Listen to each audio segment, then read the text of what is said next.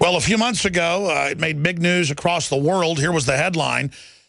The ultimate goal of the NSA is total population control. That's William Edward Binney.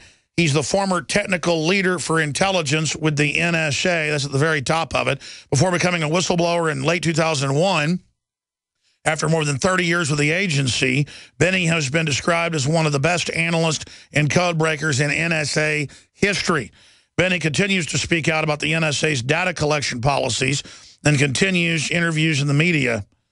And again, it's amazing that he's so high level and has the courage to speak out despite their attempts to silence him.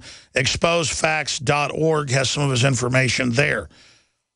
I wanted to get him on the last few weeks. We're able to get him today because of headlines like this. Snowden, there's a holy S-word smoking gun revelation coming.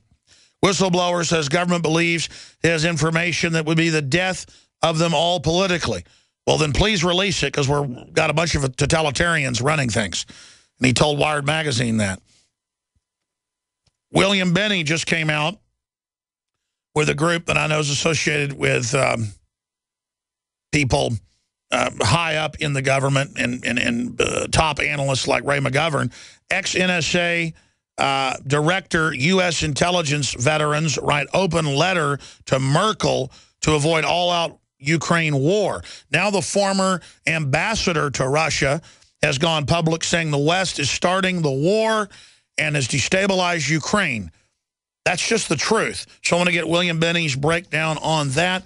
Also, I want to talk to him about parallel construction where other agencies like the DEA are using NSA data totally illegally and then creating fake court cases so the courts don't know where they got the data. This is just beyond 1984. So that's some of what we'll talk about in the next hour. Coming up at the bottom of the hour, we've got your questions that you're tweeting to Real Alex Jones.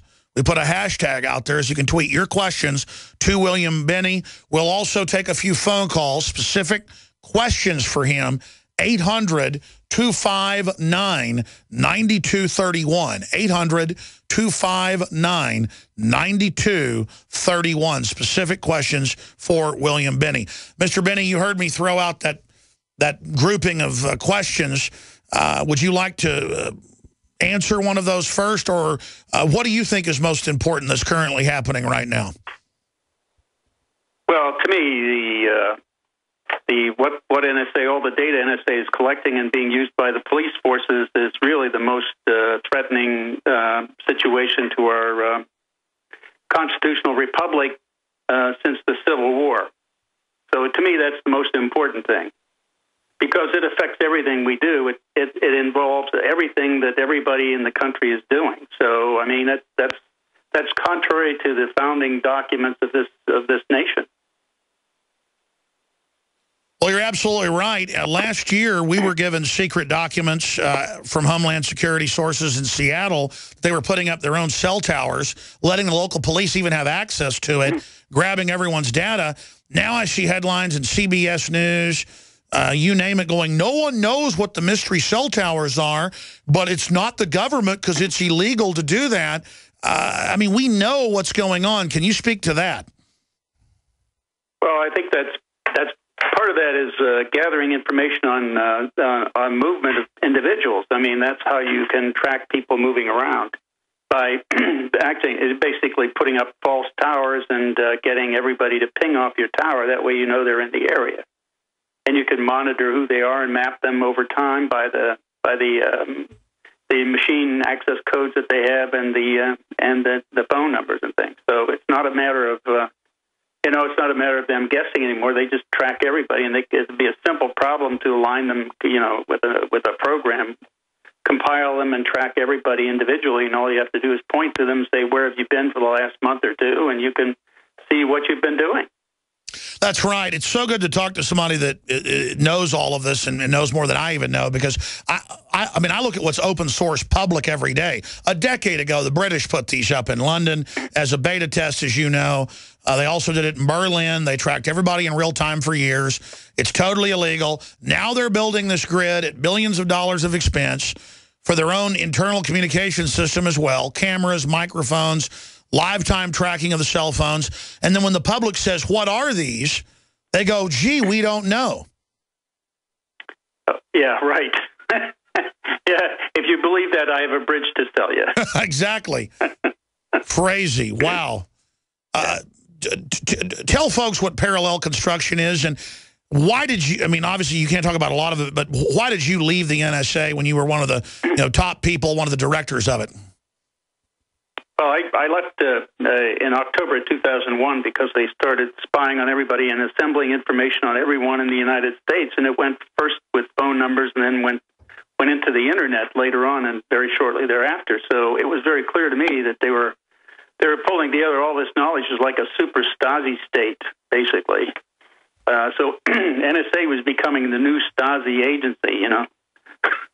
That's their new term. I guess Never Say Anything is now the new Stasi agency, because even though their people are not necessarily using, they're assembling and making possible all this information and making it available to all the policing agencies of the federal government, and they in turn make it accessible to the local and state police. So it's really becoming a police state. That's exactly what East Germany was with the Stasi, and it was the primary reason why they did. That's why I left. So, I mean, that was the main reason I left, because I could see this coming.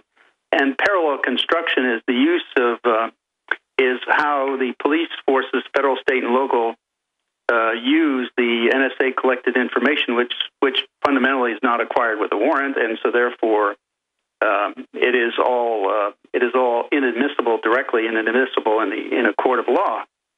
And so therefore, what they do is they have to, whenever they find something through the NSA data, they direct local police force to arrest them, and then say, now you do a parallel construction by using what you would consider normal policing techniques and like requesting things with warrants and things like that, and you assemble that data, and then you use that data to substitute for the NSA data that was originally used to arrest them, and you substitute the parallel constructed data in the courtroom, which I've called perjury. They're lying to the courts, and they're subverting our entire judicial process. And that's what happens when you allow this kind of assembly of information that's so much power. It's like J. Edgar Hoover on super steroids. So this is not compatible with any form of democracy at all. And whether it's Republican or Democratic administrations, Nixon or Obama, they all end up using the IRS, you name it, to persecute political enemies. Imagine what Hitler would have done with systems like this. These systems historically always end up getting abused. If you're just joining us, the former director of technical intelligence with the NSA, I've heard it described as one of the top 4 jobs there. So one of the heads of the NSA, William Edward Binney, is on with us right now. And I mean, a much bigger whistleblower, you could say, even though he hasn't released a lot of secret info, than Snowden. And so the media somewhat has tried to ignore him, but he's so big they can't. Without getting into anything that was classified, but we are dealing with open totalitarianism, so it's almost treason for any of us, even if something's classified, to not talk about it. I mean, what was it like to be in there? I mean, did they come in and say, okay, we're going to flip on all the switches and spy on everything now and focus on U.S. citizens and politicians? I mean, can you tell us, was there a moment or was it a process when you're there heading up, the NSA, and who comes into you? Was it the director of national intelligence? Who was it? Was it the president? Okay, we're now going to totally break the law and spy on everyone. And then you say, I'm out of here? Or how did that happen? Actually, I was not supposed to know about this program at all, because I had told them that I was going to leave in early 2002. So I was not supposed to know about what they were doing. But the problem with that was that they had to use the programs that we had developed there that I had helped form within the SIGINT Automation Research Center, which is my laboratory at the time. So they had to use those programs, which meant they had to use the computer programmers that had developed it for me to install it in another place and get it up and running, because they were the only ones who knew how to make the code, set it up, make it running, and get data flowing in and working.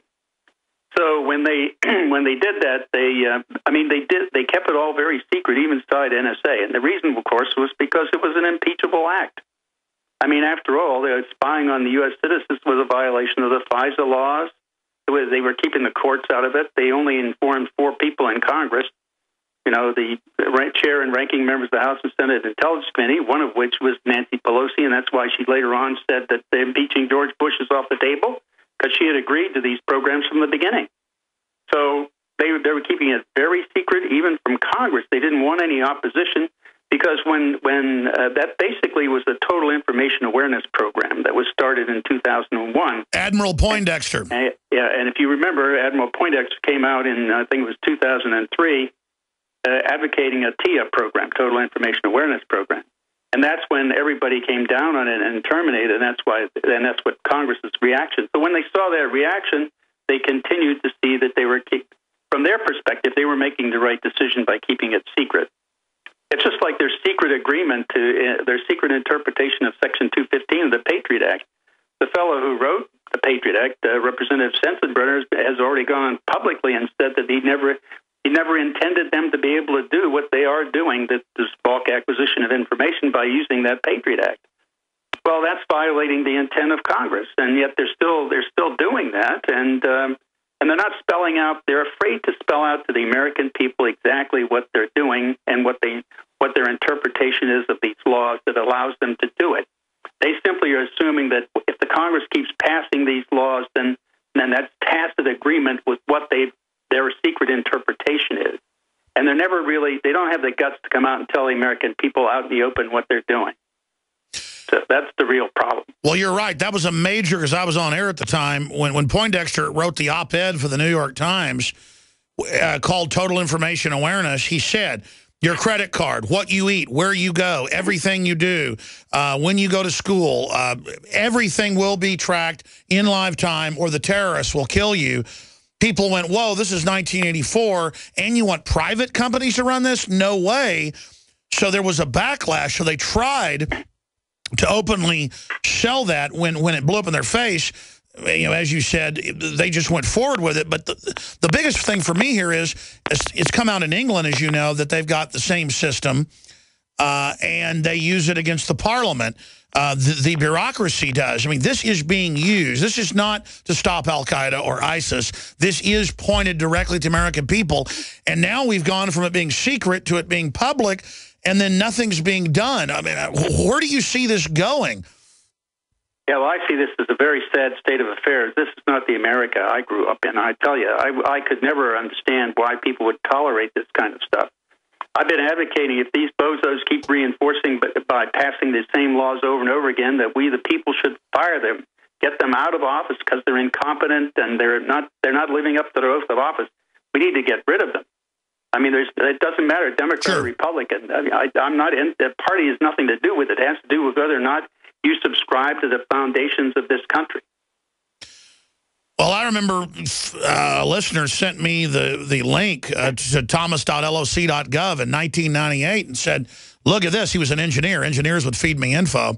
I mean, I had engineers that told me they had big hubs and all the telecoms listening to everything. They would bring me diagrams. I had no idea what it meant and stick it in shredder machines because I'm no engineer, but I've been exposing this since day one, having other whistleblowers on. But I remember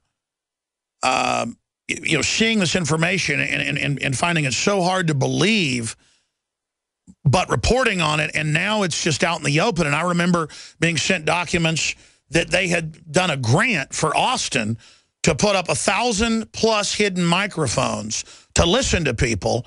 And they even had an algorithm program running locally that the feds had paid for that was NSA technology that you and others developed, I'm sure, that was keyword.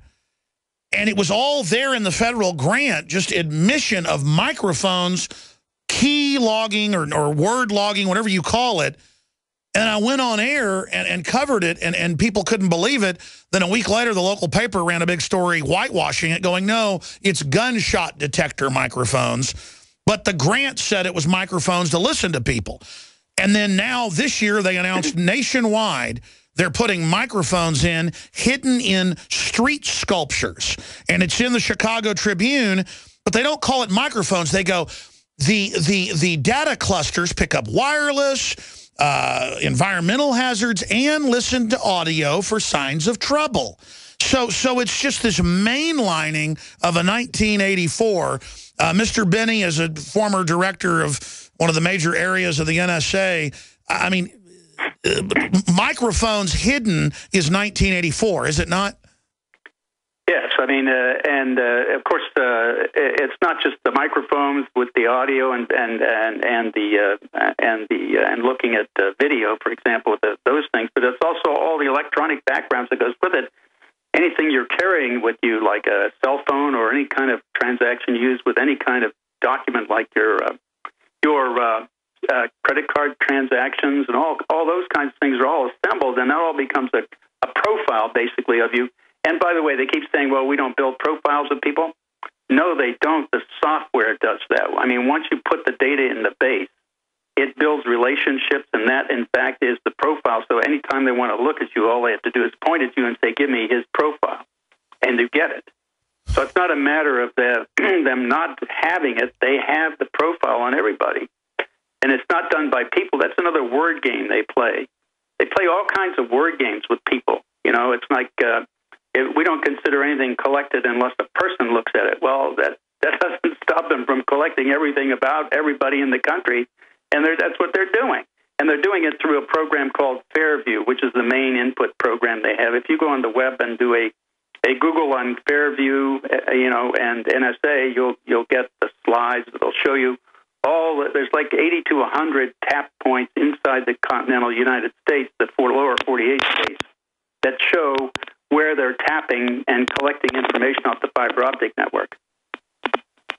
And that was being put in, from what I was told and shown by engineers and later confirmed, at the telecom hubs all over the country at taxpayer expense, whole floors and whole rooms of cable companies, of AT&T, you name it, with all the data passing through it, just outrageous.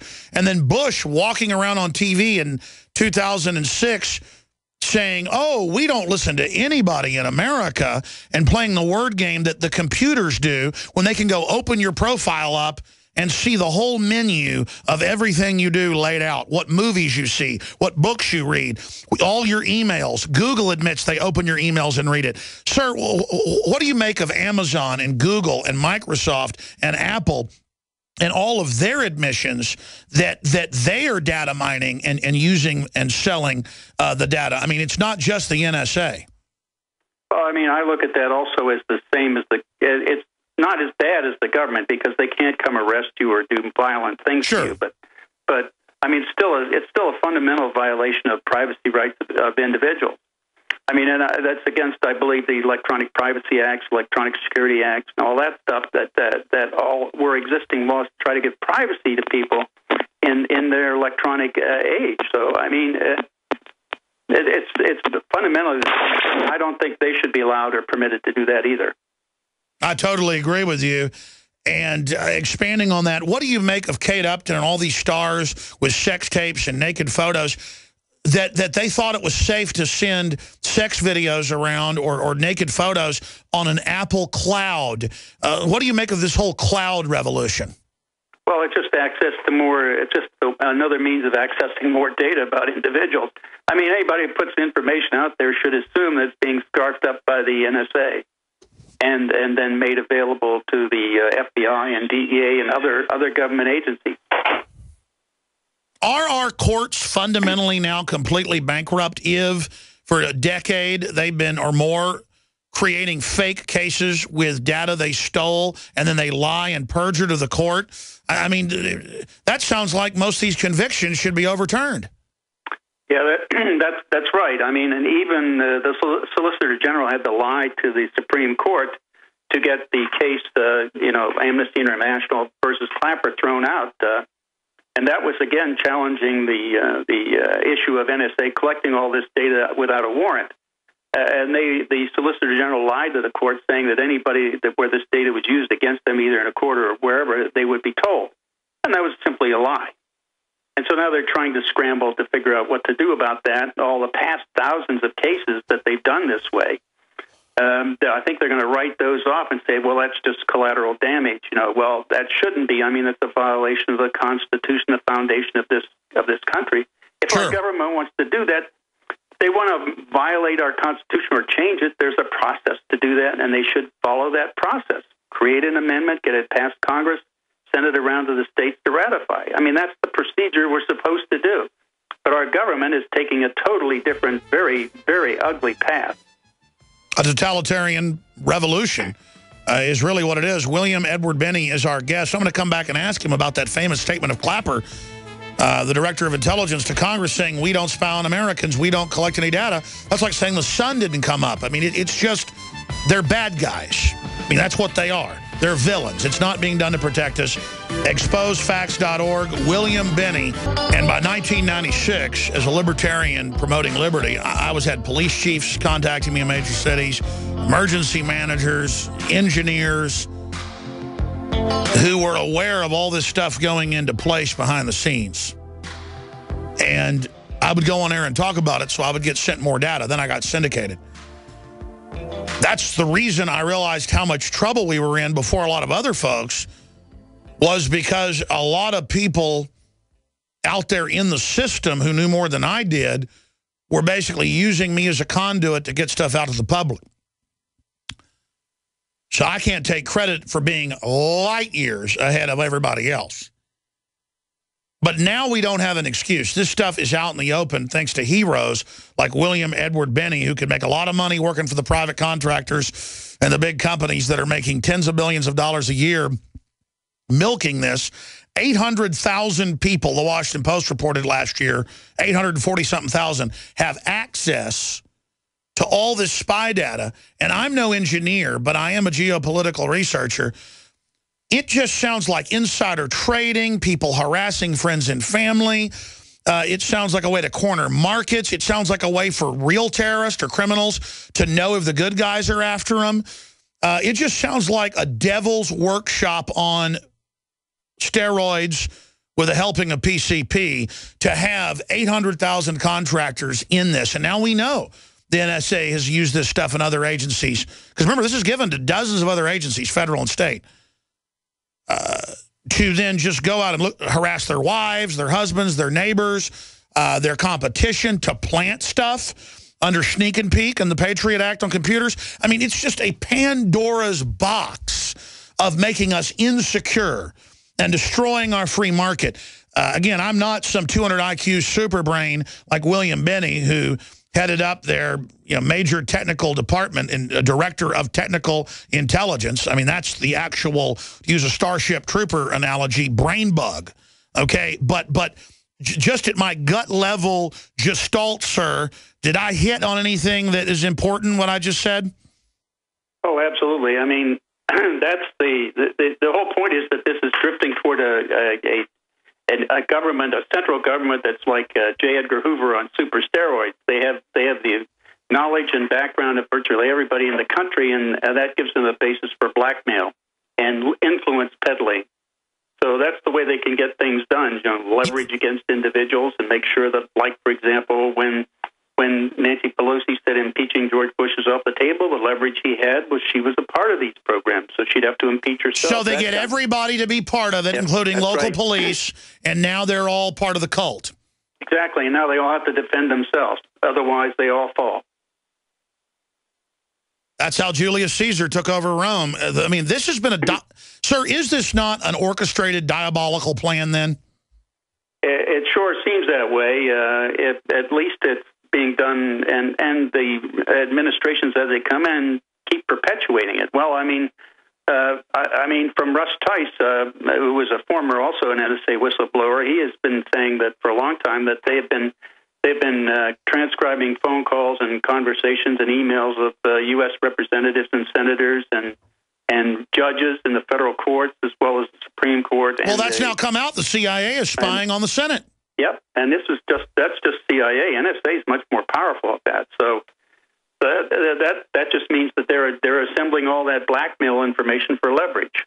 Gosh, and correct me if I'm wrong. Doesn't having 800,000 contractors, just contractors, hooked into this, That, I mean, if I wanted to bring down a government or a country, I would let 800,000 people have access to this panopticon-type system, because it would then leak everywhere, and then the country would be insecure. I mean, this sounds like the opposite of what I would want to do if I wanted to have a secure, safe country.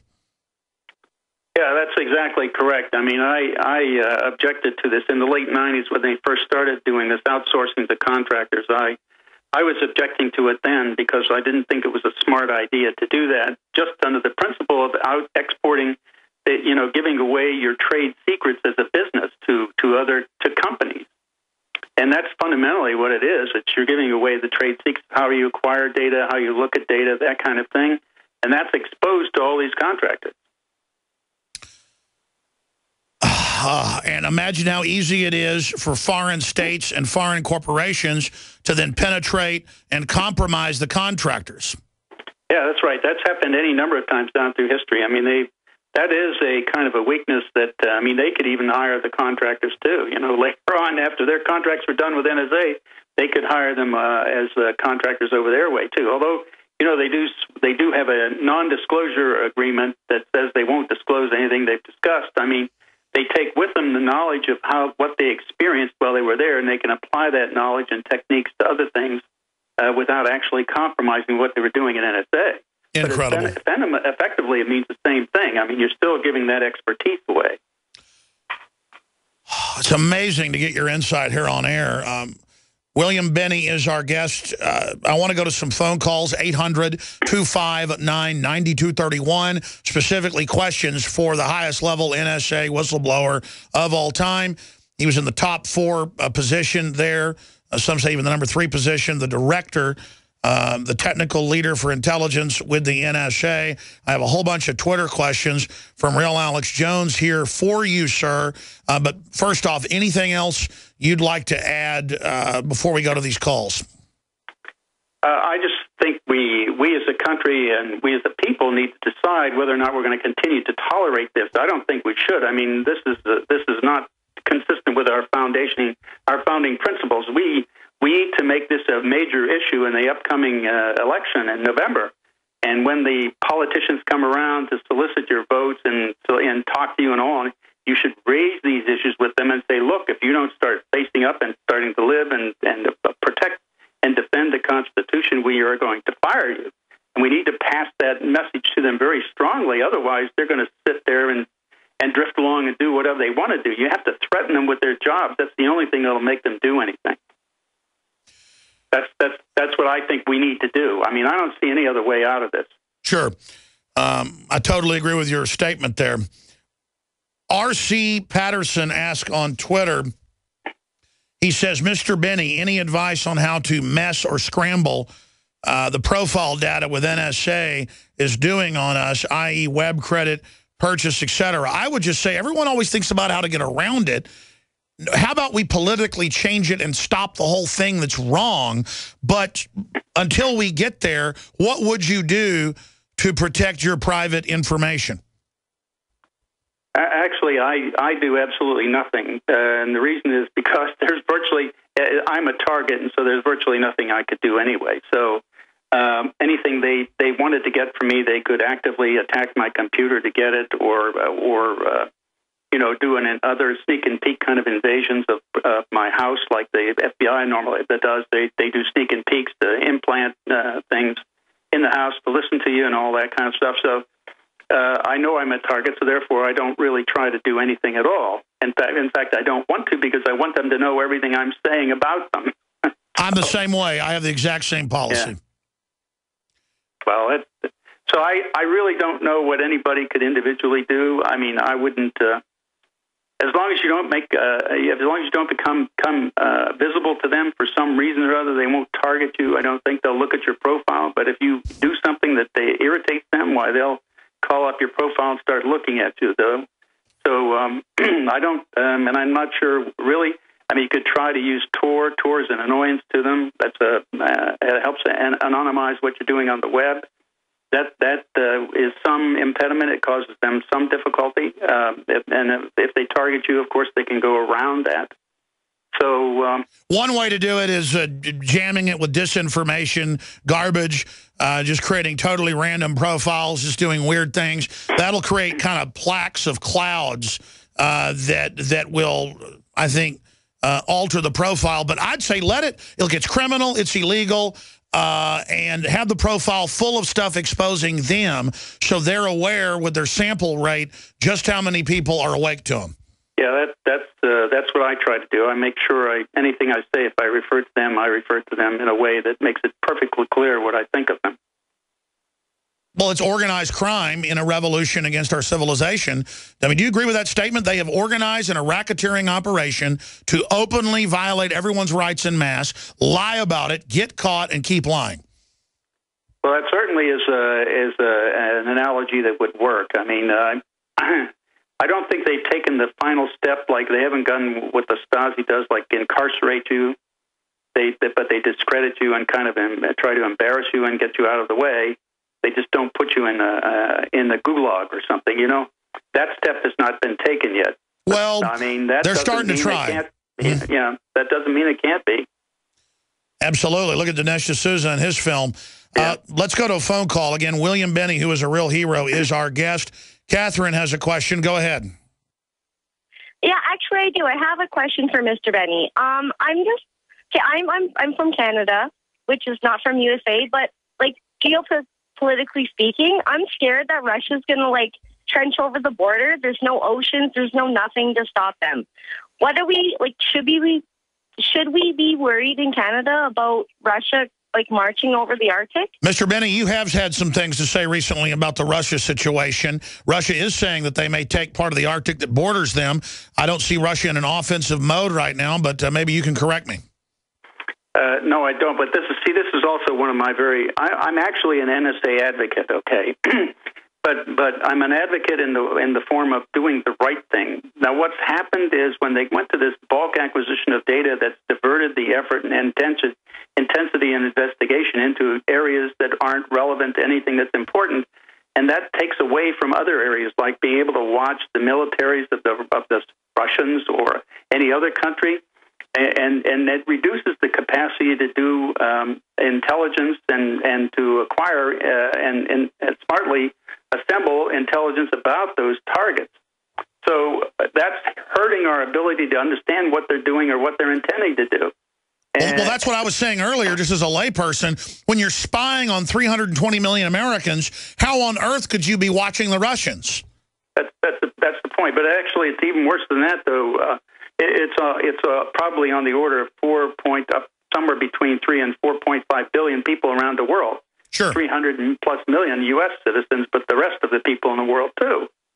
That's really the thing that's destroying the capacity. I mean, you need to have a rich environment of information that's relevant to assess something that's ongoing or that's impending. And if you don't have that, it becomes very difficult to succeed. Which is what the globalists want. This is a sabotage plan against this country, in my view. You did join the intelligence professionals earlier last week, I know. I'm looking for the article, and basically came out and said that ex-NSA director, U.S. intelligence veterans write open letter to Merkel to avoid all-out Ukraine war. What is your take on Ukraine and Russia, sir? It looks like the Russians are playing a saber-rattling game. It's not really an invasion. I mean, if you had an invasion like I was involved in analyzing all the invasion of Czechoslovakia and in Afghanistan, if you were preparing to have an invasion or you're going to have something, then you've got to be there with a lot, in the case of Ukraine anyway, with a lot more in terms of capabilities, in terms of personnel and equipment. I mean, you can't just do it with the few tens of thousands they have. So the point is, it's not really an invasion. What they're doing is playing games along the border and saber rattling. Now, the point is, I tend to agree with the president here that this needs to be solved diplomatically, and I believe that that's the correct route rather than try to go to confrontation. I mean, I don't think the Russians feel very threatened by the expansion of NATO. No kidding. And I would say, well, okay, fine. If you look at it from their perspective, they have some concerns. Well, okay, why don't we invite them into NATO? Why don't we get all of us together in a mutual defense treaty? Instead of always fighting with each other. Well, instead of fighting with each other and looking and acting like they are really a threat, why don't we include them instead of excluding them? Here's another question from Mike Headsroom on Twitter. He wants to ask you, Mr. Binney, has the NSA managed to break SSL? What is your preferred encryption algorithm? I don't believe any commercially available encryption system is necessarily safe. Of course, yeah. Simply because of the back doors and the weakening that the NSA has done through a Bull Run program. That's been part of the Snowden exposure.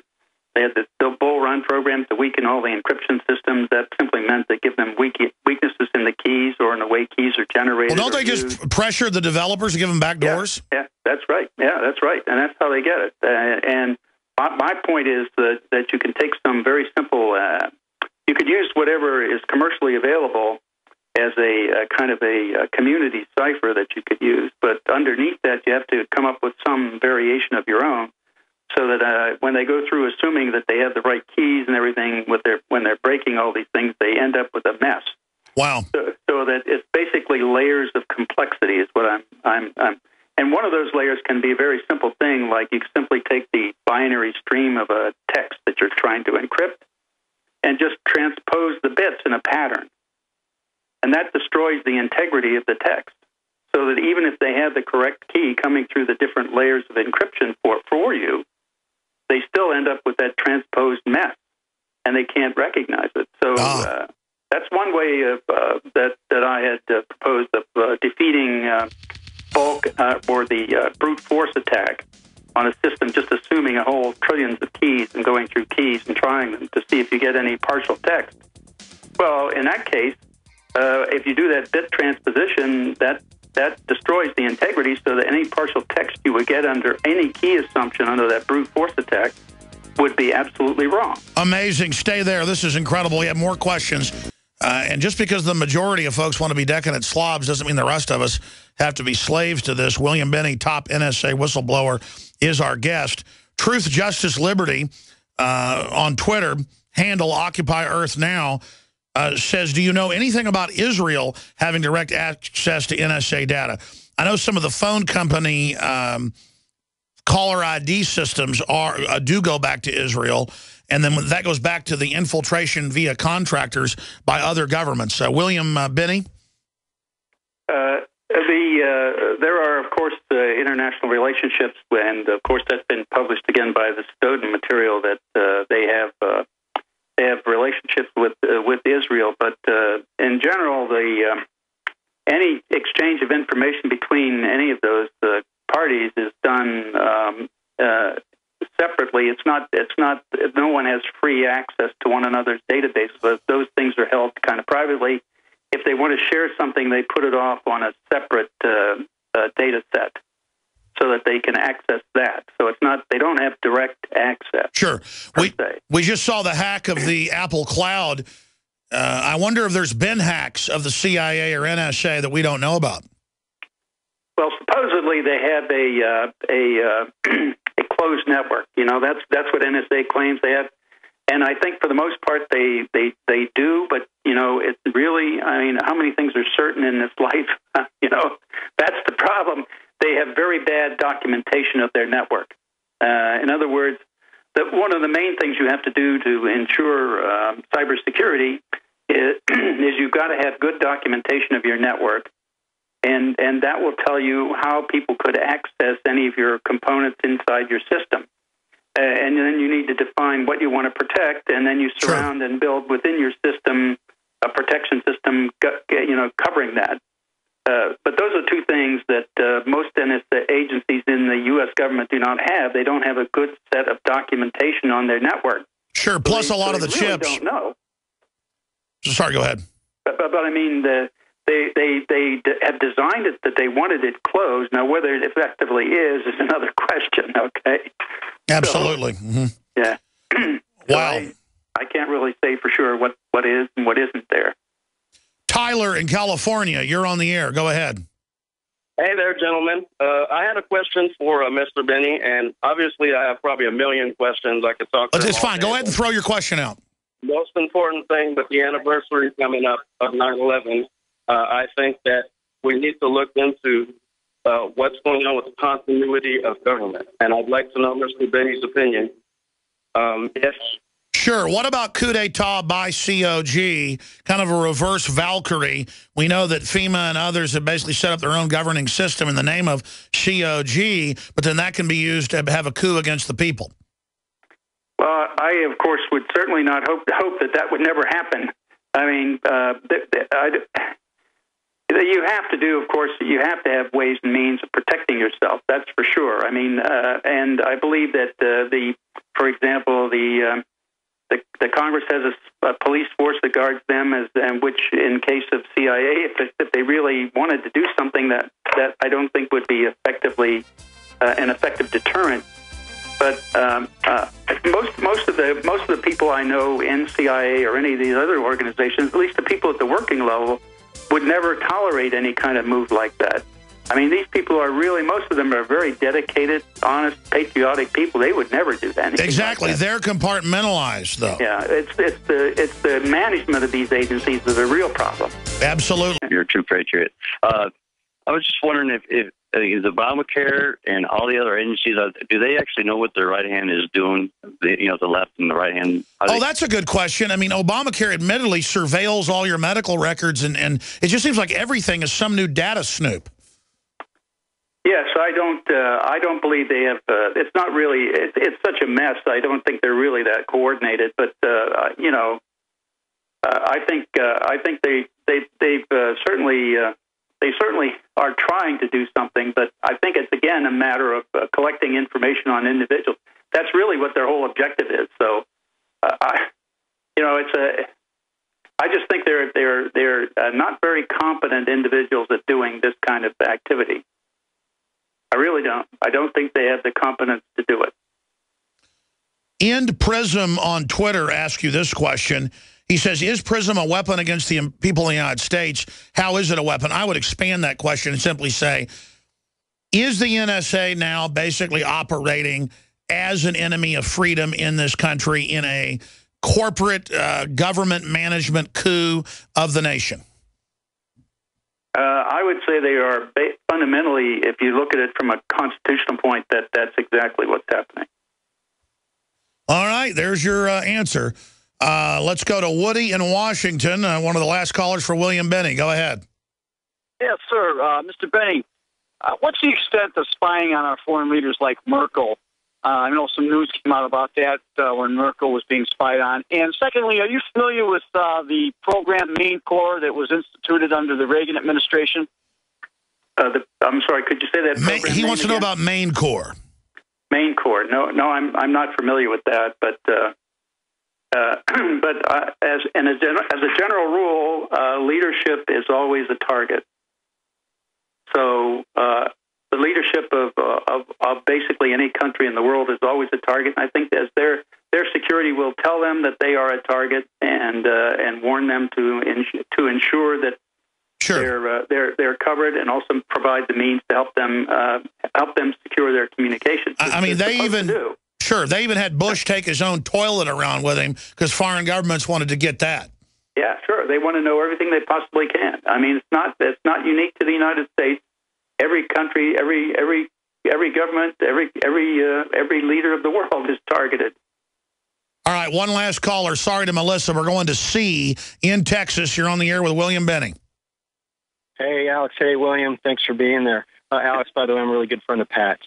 Hey, Mr. Binney, do you feel it will ever get to a point where the fact that it's so easy for people to go in and manipulate data and possibly change up all sorts of facts on people's Facebook pages and social network sites, where it just becomes so obvious to everybody that there could be plausible deniability by those people that they're actually spying on to come forward and say things so they're not blackmailed anymore? It just seems to me that they're reaching a point of, a critical mass, and where their hubris is almost their Achilles heel. That is really an excellent question. We know they're using these systems to plant things. Won't that call into question the entire court system, you name it? Absolutely. I mean, that's what they did against us. They fabricated evidence from factual evidence that they had assembled about us. They fabricated a charge against us, and that's basically what the unfortunate part for them is that I caught them at it. That's the only reason I'm not in jail now, by the way. You're just a hero. I just keep saying that. You've got so much courage. I want to get you back up as soon as you can to tell your story, sir. You just tirelessly are out there working for all of us, traveling the country at your own expense. I just can't wait till you get a book out. God bless you, William Binney. I'll say bye to you during the break. Just amazing.